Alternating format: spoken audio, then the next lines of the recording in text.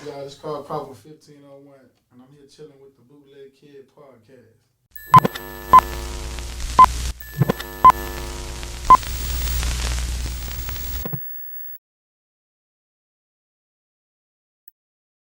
Bootleg Kev Podcast. We got 1501 in here. Mr. Carl Crawford is What's here. happening, man? What's going on, fellas? First of all, congratulations on the success of just everything. Hey, But right now you got Erica going crazy. yep.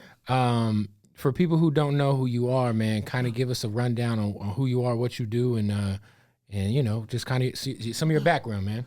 Well, yep. My name is Carl Crawford. I'm from Houston, Texas. I actually started out playing baseball. I got a 14-year career where I ended up playing my last 3 years here with the Dodgers. Decided to retire from baseball and got into the music. I did not realize you're the same Carl Crawford that played baseball. You didn't know that? No. Yeah.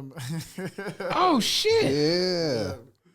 That's fucking I get crazy. that That's wild, reaction all ain't the time. I get that reaction Because, all the time. not a lot of people go from the sports thing to the rap shit and it work out. Successfully. None of them, really. Like Zach Randolph, a lot of people know Randolph's kind of low-key behind Moneybag Right, Yo. right. Yeah, me and him, we talked about it. Me and him always we be like, me, you the only ones kind of pulled this shit off, So. Yeah, because Mello tried to do it and it failed. Amari Stoudemire had a label and it didn't work out. Wow. You know what I'm saying? So it's like, shit, I just, you know what I'm saying? I felt like I can do it because of my connections in Houston and decided to take it serious. And here we are. You got the right recipe. Whatever you're doing, something about female talent, you know how to find that. Yeah, I mean, it just stand Talent, up, rock. period. Yeah. Yeah. Yeah. Pretty much, yeah. So it was like one of those dreams to have. Like you say, for some reason, Sports and hip-hop go together. yeah, they always want to do what we do. Mm-hmm. You notice they always come into the stadium and want to do what we do, and we want to do what they do. So, I mean, look at LeBron. He just said he want to put a whole album. Yeah, Wow. like some DJ Khaled type shit. Yeah, like for what, bro? You're like, You know what I'm saying? But You got it already. You just gotta do it. Want to do it. So it's one of those things. So, what year did you end your baseball career? I ended in 2016. So that was not that long ago. Had you already started the label prior to like leaving baseball? Nah, I hadn't started it yet, but the idea had already been in my head for a few years, quite some time. And then when I retired, I just immediately went right into it. Like I didn't blink. Was Megan your first artist? No, Megan wasn't my first artist. She was like my 6th or 7th artist. She's the first one that really like Took out. Yeah. She the one took out. Yeah. That's crazy. And it's a lot of people who might have had 6 or 7 artists prior would have been like, all right, you know what? I tried it. Yeah. It didn't work Some out. got 3 and just it's a wrap. like- Gotta. Yeah, I mean, it's just that when we had her, she was steady going. So, as long as you got somebody. You got one person that's, that's kind of going up, you can kind of keep managing the others and hoping that they do the same thing at some point. Do you feel that, obviously having a successful baseball career, you have the finances that a lot of other people might not have to break an artist? Oh, for sure, because that's one thing I learned, you know what I'm saying? It costs a lot of money to be in this game, it's a lot of... It's not cheap to break an artist. Not cheap. Then you got to deal with the finesses. Like, as an athlete, nobody going to take us serious. So you're going to deal with a lot of people that can tell you this and that, and they, they're going to take the bread and do whatever they want with it. So it's like you have to be careful for all that stuff. Yeah, it's like a lot of people don't understand, obviously there's the real slow grind, but then there's, the overnight shit where something like goes that. viral, but then like really to build an art, like I seen what y'all did with Megan. It was like really like that shit ain't cheap, man. Like, did you like follow a model? Like, or you just created your own recipe when you was coming? Kind of just went along with it, Any big homies in the music game that would kind of, gave you game mentored along the way? With Jay, Jay Prince, Yeah, of course. I'm always asking him for advice. That's the only person really, that I get advice from. But I just saw a culture. Like I sit back and watch like Drake come to our city, Houston, and just have nobody. Drake weekend. Nah, well, I mean when he first started coming out when he was with Jay Prince Jr. He was just Yeah, hanging around with Jazz, Jay Prince's son, Right. like, just like a nobody. So I actually saw this process from start to finish on how they groomed the person, and he just did like one little Houston song, and it just Houston, made him Atlanta, Texas, crazy, And I was like, man, shit. All they did was found somebody with talent and kept them in the cool spots around Houston. And next day, you know, He paid a lot of homage to Houston too. and he loved Houston because we the one broke him. So when I saw that, I was like, man, I could do that. You know, It's crazy too because when we think of hip hop, we think of football, we think of basketball. We barely ever really think of baseball, right? Baseball is like it's a sport that I feel like it's hard to get youth into because you know, to watch a baseball game, it's about strategy. It's about so much more than.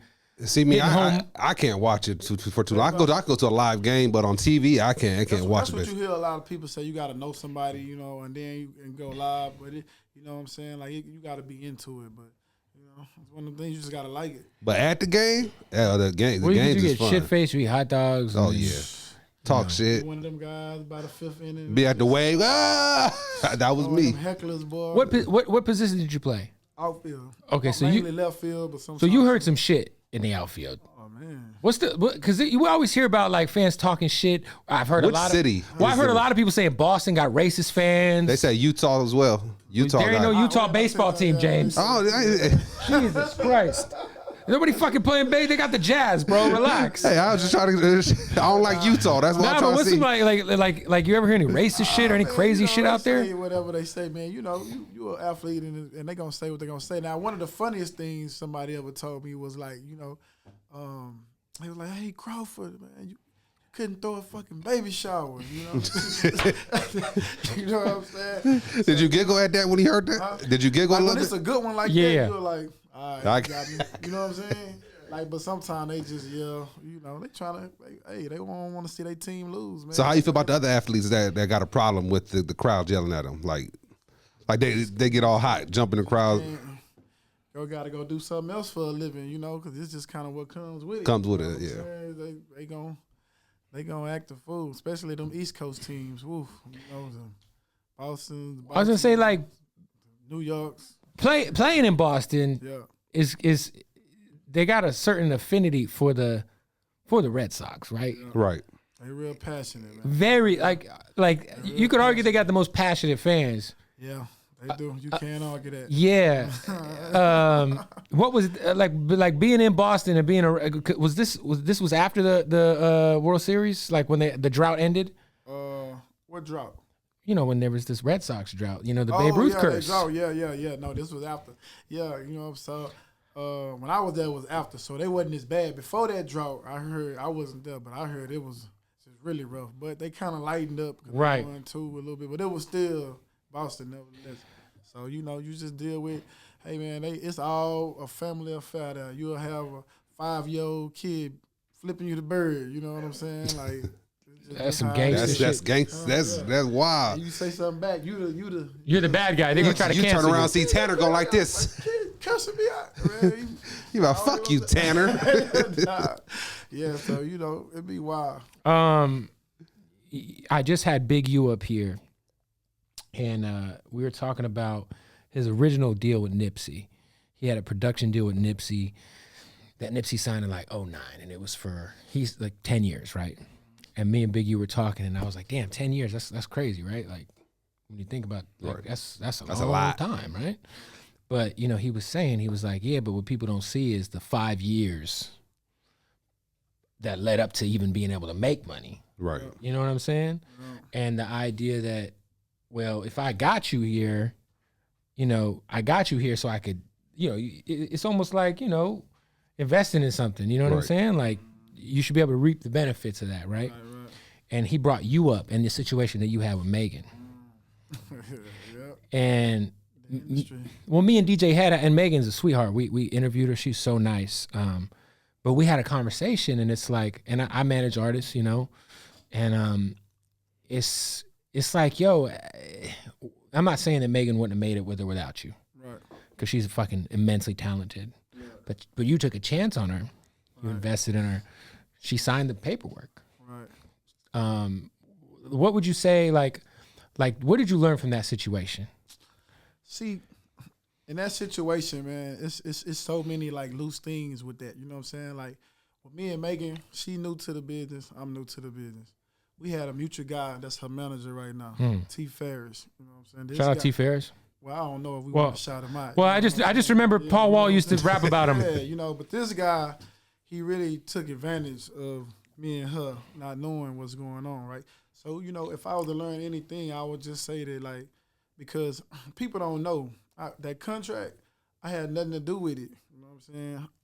This guy, T. Ferris, and her mom did the whole thing, so I'm new. I'm just excited about being in the business. Retired. You're the baseball guy. You got the bag. I just retired 2 years in the game, and I'm already at the top of the music scene. And I'm like, shit, doing the damn thing. Yeah, I feel you. So I'm letting this guy run all my business stuff because I'm clearly advanced and I don't know what's going on. Also a link to the music industry. Yeah. So I don't know what's going on. So they do this deal and they bring it to me. Cool. They happy with it. Fine.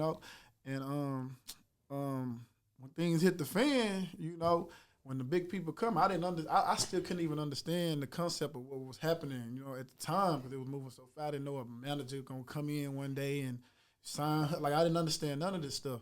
So of course, when the majors want to come in, the managers they look for any little thing, and they found these little problems with this contract, and all of a sudden, I'm the bad guy. But at the end of the day, I just learned that, that type of stuff, you need to just know about it. Contracts, understand, do people the right way, and just try to be on top of your business more. Well, I think that the perception was that you had signed her to a shitty deal. Yeah. And I'm not sure that that's I mean, I think that might be obviously misleading. Yeah, that's what social media read. Social media. So this is the thing with that, like I say with the deal, like, okay, we gave a 60-40 profit split. Like nobody gets no. Which is great. People just didn't understand contracts and they wanted to just blame somebody. They wanted to get out of the contract. They wanted to just void it. She just wanted to go to Rock Nation and be under Jay-Z and all that cap shit. But the thing was, they never called me. They never said nothing to me. They waited for me to say one little thing on the internet. And I'm like, oh, you made me mad right there. So it was like they found that one thing to just turn everything against me. And I'm clueless. So just imagine you and a person, y'all partners, me, Megan, we ain't nothing wrong with us. And like it's you and T. Ferris that he was doing this. In your opinion, he was doing the. Yeah, he handling his business. Right. We moving, we thriving. And the next day she saying, "Hey, fuck y'all." You know what I'm saying? And I'm just imagine you don't even know what's happening. You know what I'm saying? You just like, what's going on? Me and Megan never had a problem with each other. Always gave her what she wanted. Never told her no a day in my life. You know what I'm saying? And it was just like, damn. You know what I'm saying? So what happened? Well, of course, when you call the T. Ferris guy, he's playing both sides, doing the end around. He called me crying one day saying that, oh, she don't want to fuck with us no more. And he know that's going to get me going like, oh, she don't want to fuck with us. Well, shit, let's go handle our business. Yeah. Well, then you go tell her, he said, fuck you too. You know what I'm saying? That type of shit. Wow. And next thing you know, she like, to this day, me and her never even talked about nothing that happened. This guy, if you notice, this guy T. Ferris, you never hear from him. He never say nothing. Nothing, because he don't want to say nothing. He claims that, oh, I just don't want the fame and this and that. But you was the cause for all this problem. Like, it never was a problem with me and Megan. But this guy, he hides and he like, he probably gonna try to, say, oh, I'm defamation for character. The stuff he like to say, but I don't care because I know what the truth was. But, if it wasn't for this guy, when her mother passed, he jumped in up there. If it wasn't for this guy, me and Megan would still be cool right now.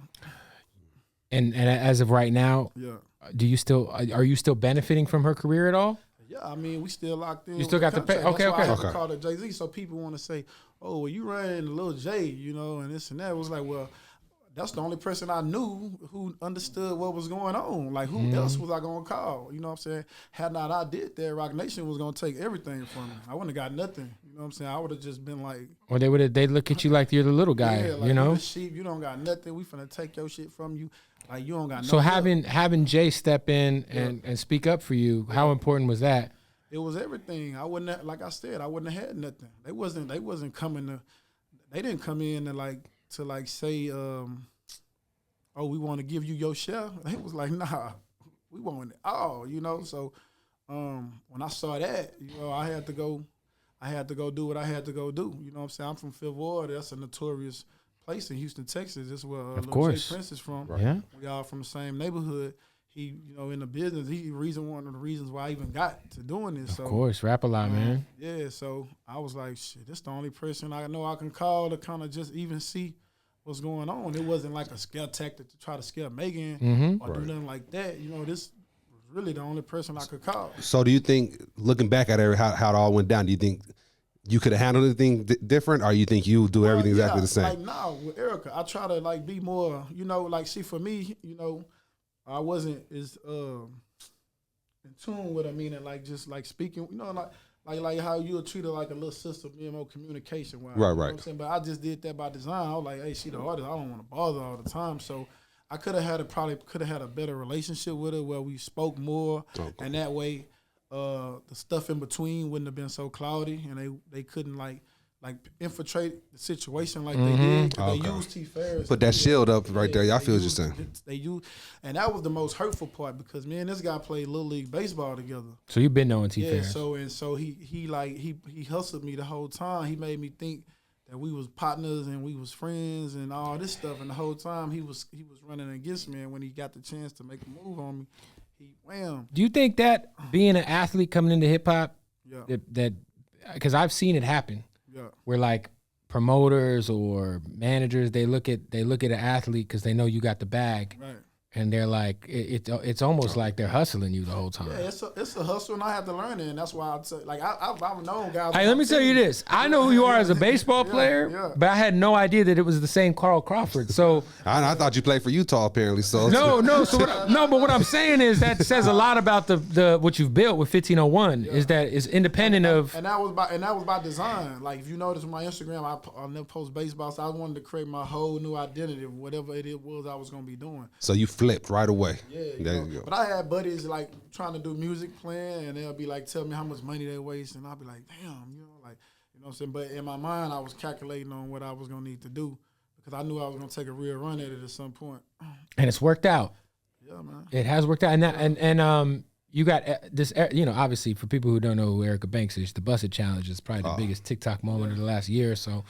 Yeah, that was just like a gift from. And it was an older record. It wasn't old, but it'd been out for like 6-7 months, right? Yeah, we had put it out in March or something like that, right? Oh, so so it was out 9 months. Like March, and worked it and did well. We was getting ready to go to another song, but it's like God just paid us for the hard work from March to December. So was the challenge designed, or it's somebody, some random TikToker just did it? It just randomly happened. Damn, that's wild.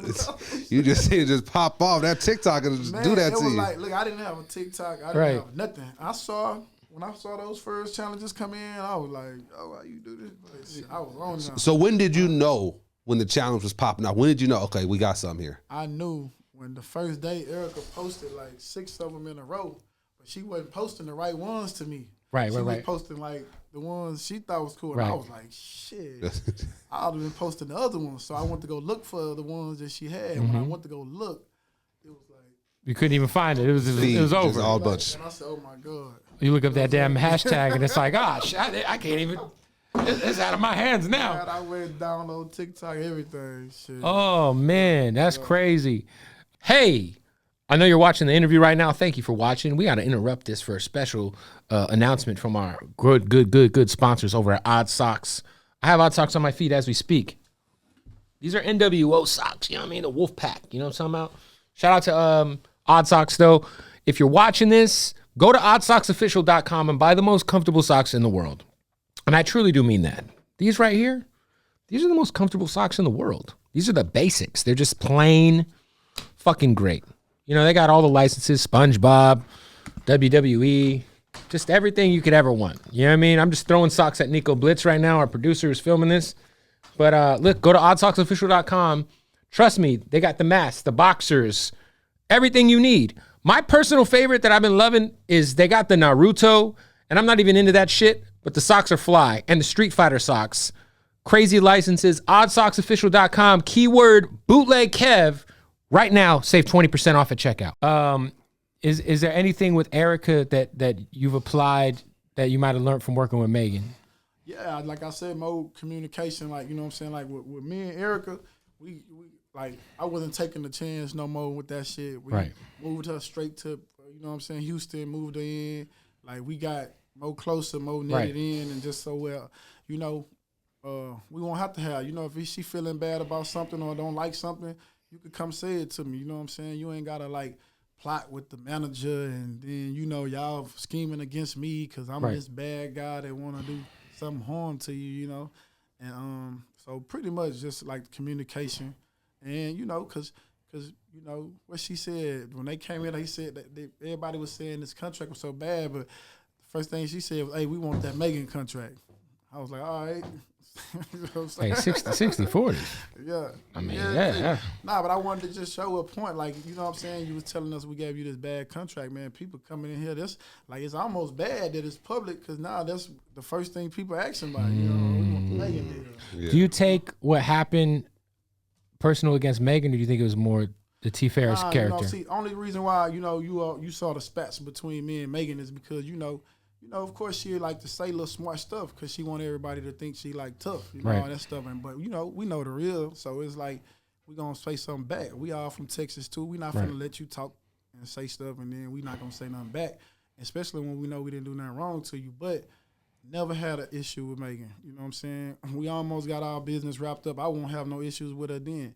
It's, you know what I'm saying? I just hate that, you know, the T. Ferris guy. I keep coming back to that because, you know what I'm saying? I moved this guy into my house, you know, for a whole year. He was living with me, and we was all just doing this stuff. For him to cross us up like that, and he understood when I came home, I told him I had a plan. The plan was to build Houston culture back up, you know what I'm saying, and keep doing it. It wasn't just to find Megan, you know. So for when they did that, it was like they closed the doors on the city for a little bit. You know what I'm talking about? Because we did all that work to open them doors back up, and bam, y'all just it's crazy because when you said it about Houston culture and Travis, obviously I mean, he's brought Houston culture to the world in a way that, you know, as far as, you know, the album being called Astro World, you know, shit like that. But when it comes to, like, when I was in high school and it was Mike Jones, Slim Thug, Chamillionaire, Paul Wall. I lived DJ, through all the days. Like that was like it's golden days. Zero, you know, everybody. You know, like he was in the middle of all that, you know, and it's like shit. If you talk to those people,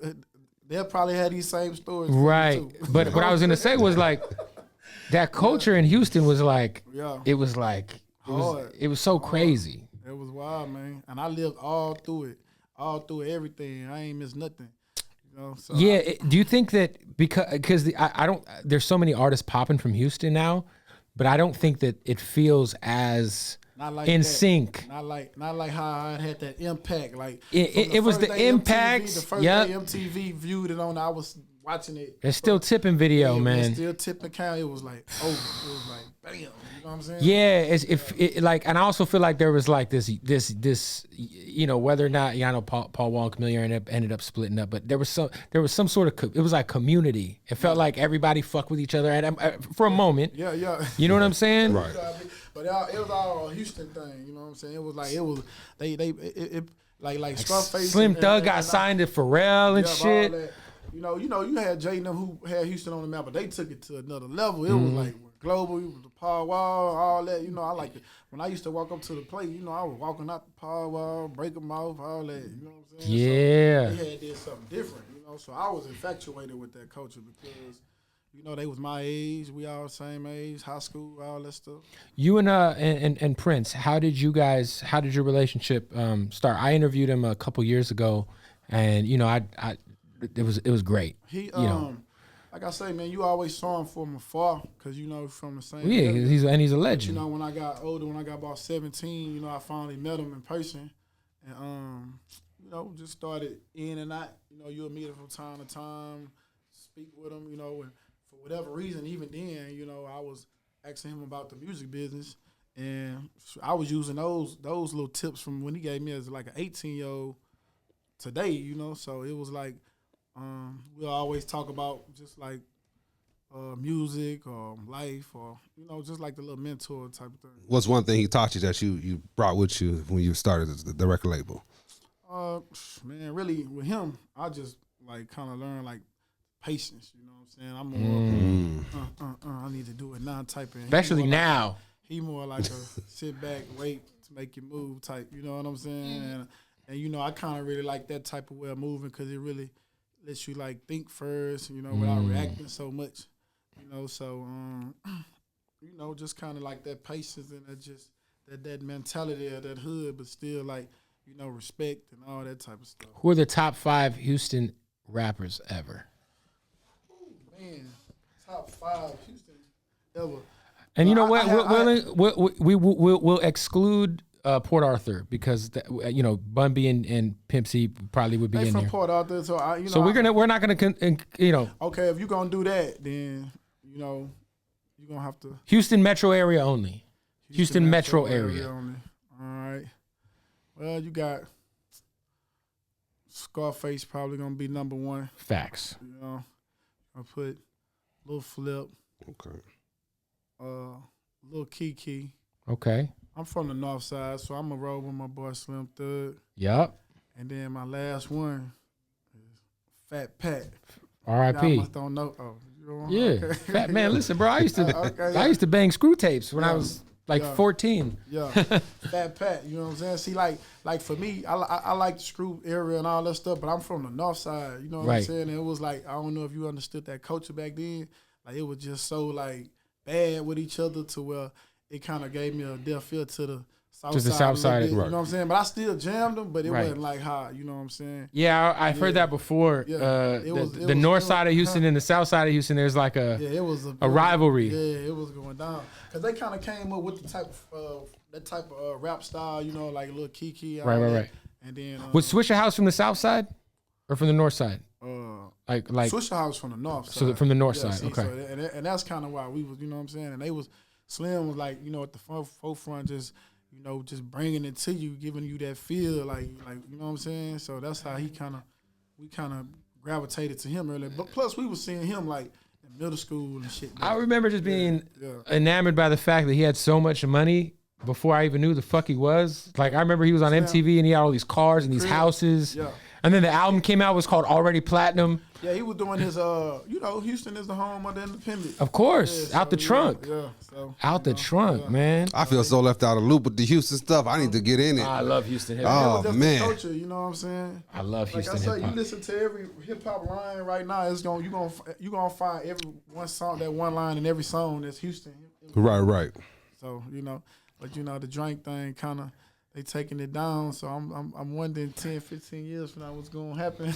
Well, yeah, I mean, even the drink shit, like, that's Houston. Houston was, I mean, come on, man. That was it. I gotta get with the program. Let me ask you this: when you were playing baseball, would you sip lean ever? Nah, never. Because I mean, would you even like, if you were to, would that even be something that come up in like a drug test? Because it's technically cough syrup. Might be. I don't know. Is that a thing? What? Is a baseball player sipping lean right now? Yo, okay, what year were you drafted? 1999. Oh shit, you was drafted right in the steroid era. Steroid era, all that. Oh shit! Did you ever participate in any steroids when you were playing? No sir. Any HGH or anything? Nothing. I still be playing. Yo, well, no, motherfucking, bro. Till this day, bro. Barry Bonds' head got so big. I still be playing. Hitting 30 and stealing 30 bases, you know what I'm saying? Yeah, you was a base steal. You stole a lot of bases. Yeah, but see, I'm one of those dudes, I really like be worried about my body. Right. I was always scared that, I was going to put some shit in there and I don't know. You know what I'm saying? I was always worried about that. Your right leg stopped working. Yeah. It's just but take the wrong thing. It was tough, because you got every pitcher in the steroid era, everybody throwing 97. Bullpen, ain't nobody throwing under 98 miles per hour. It's just they all fucking. So you was still out. affected by it. I mean, I just had to get through it the best way I could. Wow. Damn. What? Which pitcher, in your opinion, was the one who scared you? Who you were like, fuck, here we go. Man, shit, I have to face Randy Johnson. I'm from Arizona. Outside. Come on, man, Randy Johnson. That's your boy. Side, bro, I'm saying this left field lefty. And then his wing. Randy Johnson, my favorite pitcher ever. He's coming from way behind you. Shit, you so don't even Randy see Johnson. The ball. Yeah, man. And he's fucking like 6'10". Yeah, he tall. See, now CC, he was a tough pitcher as a lefty too. I hit him well, but he couldn't get from the top. See, Randy Johnson coming from right here. You don't even so see Randy Johnson was the guy who sticks out. Yeah. Okay. When you played baseball, this was the Sammy Sosa Mark McGwire thing happened. It was 98, I believe, right? So you come the year after.